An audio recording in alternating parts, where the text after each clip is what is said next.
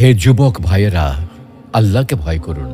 ওই ভয়াবহ দিবসের কথা স্মরণ করুন, যেদিন আপনার জীবনে সব সুখ ও আনন্দ বিলাসকে ধূলিসাৎ করে দেবে।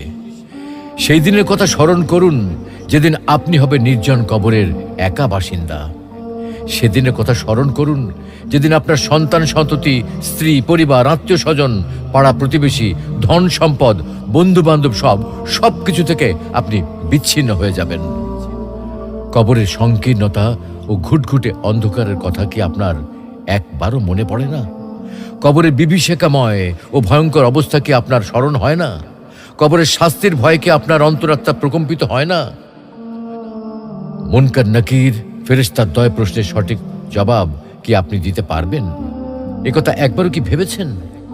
অনুরূপভাবে কবরের অপুরন্ত সুখ ও অনাবিল শান্তির কথা কখনো কি আপনার হৃদয় পটে জাগ্রত হয় না?